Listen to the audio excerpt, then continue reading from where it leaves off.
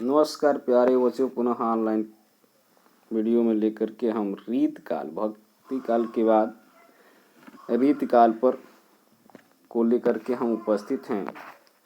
रीतकाल पर आधारित प्रश्न नंबर 1 से हम चलेंगे। व्याख्या के साथ भी है कि निम्नलिखित विकल्पों में रीतकाल के कवि कौन से हैं। तो बिहारी जी दिखाई दे रहे हैं, तो इसमें थोड़ा सा हम देख लेंगे। बिहारी के बाद मतीराम घनानंद भूषण जी, ये विकल्प बी सही है। ये सब रीतकाल के हैं। यहाँ व्याख्या भी दिया गया है।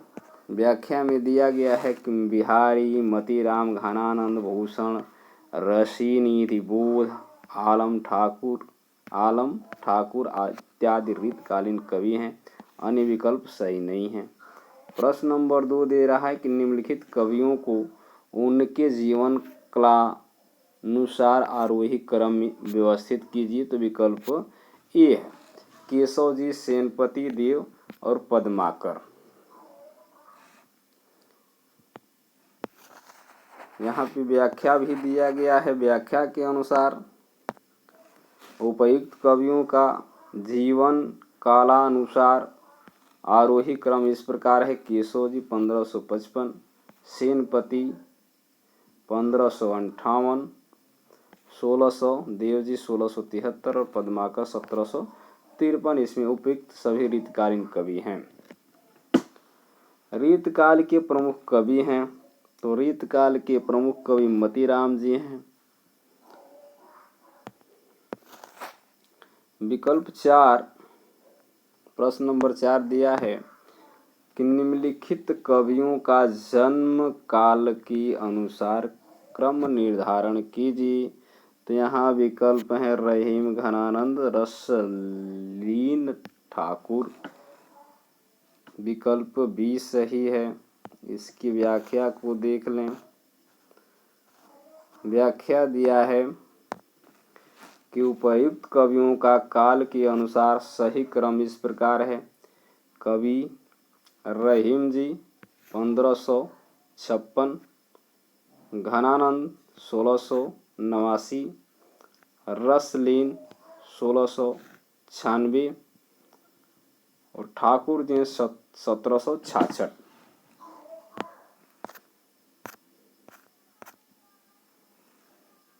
यहाँ पे कुछ नोट्स दिया है। बच्चन सिंह के अनुसार घनानंद यानी घन आनंद का जन्म काल 1673 है तथा नागेंद्र के अनुसार रसलीन का जन्म 1699 है। रसलीन का पूरा नाम सैयद गुलाम नबी रसलीन है।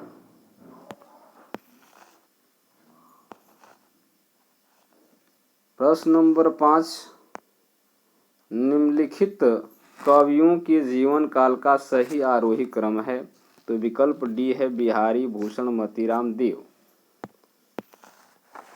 व्याख्या पर हम देखेंगे। व्याख्या में दिया गया है उपयुक्त कवियों का जीवन काल आरोही क्रम में इस प्रकार है। बिहारी जी, भूषण, मतीराम, देव। उपयुक्त सभी कवि रीतकालीन की रीत सिद्धि कवि माने जाते हैं। आचार्य राम विश्वनाथ प्रसाद मिश्र ने जिन कवियों को रीतकाल माना है, रीत सिद्ध माना है, उन्हें डॉक्टर नागेंद्र संपादित इतिहास ग्रंथ में रीतिबद्ध माना गया है। रीतकाल की सर्वाधिक व्यापक प्रवृत्ति है। तो यहाँ नायक नायिका का भेद और श्रृंगार रस विवेचना, अर्थात विकल्प ए सही है।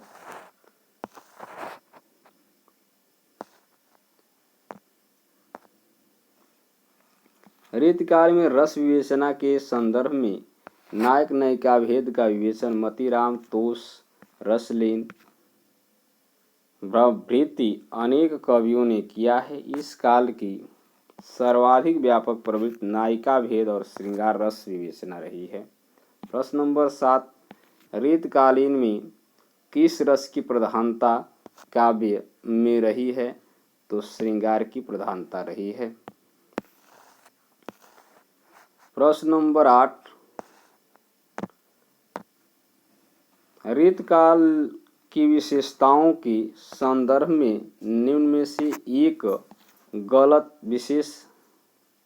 एक विशेषता गलत है, उस विशेषता का चयन कीजिए।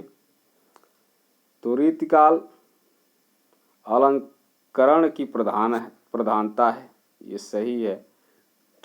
रीतकाल की प्रमुख भाषा ब्रज रही है, ये भी सही है। रीतकाल में प्रवृत्ति की प्रकृति का आलंबन रूप में वर्णन हुआ है, तो ये गलत है। रीतकाल में लक्षण ग्रंथों की प्रमुखता है, सही है, यानी विकल्प सी।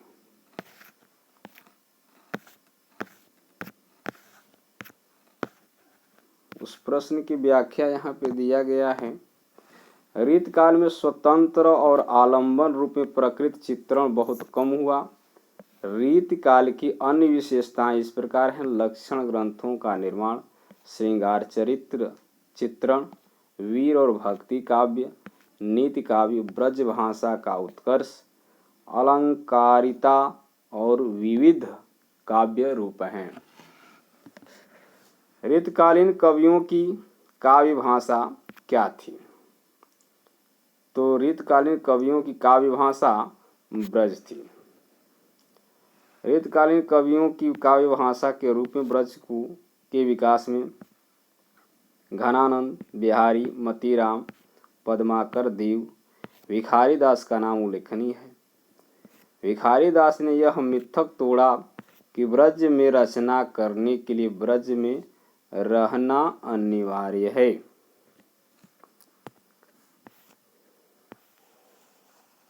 आप व्याख्या की ओर नीचे आते हैं। ब्रज भाषा हेतु ब्रजवास ही नहीं अनुमानो, ऐसी ऐसी कवि की बानी हूँ जो जानियो। अगला प्रश्न है 10वां रीति युगनी कवियों का सर्वाधिक प्रिय छंद रहा है, तो ये विकल्प ये सही है, सवैया। रीतकालीन युगीन कवियों ने परंपरागत छंदों का प्रयोग बहुलता से किया, जिनमें कवित्व, सवैया, दोहा इत्यादि। किंतु इस युग के कवियों का सर्वाधिक प्रिय छंद सवैया रहा, जिसका प्रयोग उन्होंने श्रृंगार रस के अंतर्गत किया है। प्रश्न नंबर 11 है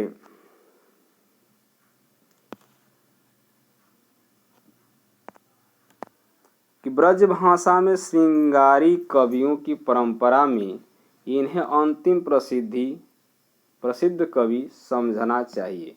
रामचंद्र शुक्ल ने यह तथ्य किस कवि के बारे में कहा है?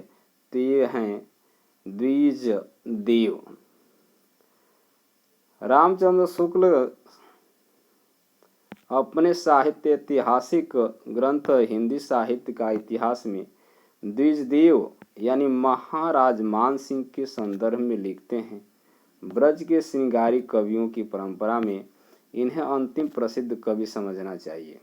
जिस प्रकार लक्षण ग्रंथ लिखने वाले कवियों में पद्माकर अंतिम प्रसिद्ध कवि हैं, उसी प्रकार समूची श्रृंगार कवियों में इनकी सी सरस और भावमयी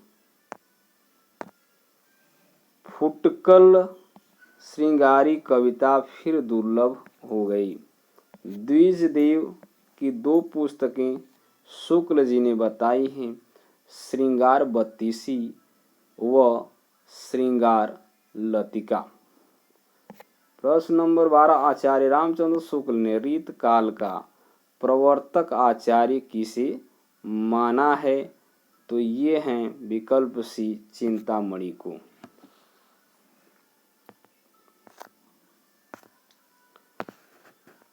व्याख्या यहाँ पे है, आचार्य रामचंद्र शुक्ल ने चिंतामणि को रीत काव्य परंपरा का प्रवर्तक माना है। चिंतामणि की उपरांत रीत काव्य परंपरा अविच्छिन्न रूप से चली।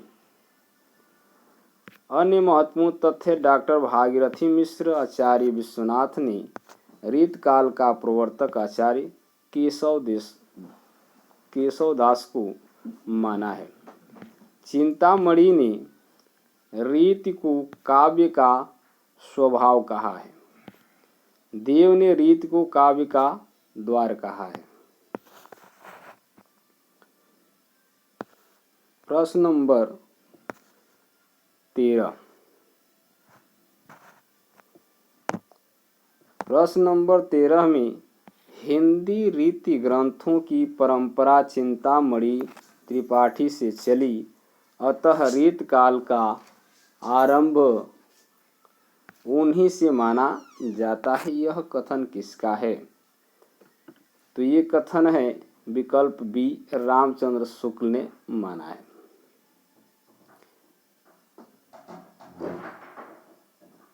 अगला प्रश्न है, व्याख्या हम देख लेते हैं, उसके बाद अंतिम प्रश्न होगा। आचार्य रामचंद्र शुक्ल के अनुसार हिंदी रीति ग्रंथों की परंपरा चिंतामणि त्रिपाठी से चली, अतः रीतकाल का आरंभ उन्हीं से माना जाता है। उन्होंने संवत 1700 के कुछ आगे पीछे काव्य विवेक, कवि कुल, कल्पतरु और काव्य प्रकाश ये 3 ग्रंथ लिखकर काव्य की सब अंगों का पूरा निरूपण किया और पिंगल या छंद शास्त्र पर भी एक पुस्तक लिखी। रामचंद्र शुक्ल ने रीतकाल के प्रवर्तन का श्रेय किस दिया है? तो यहाँ पे व्याख्या के अनुसार ऊपर वाली चिंतामणि को।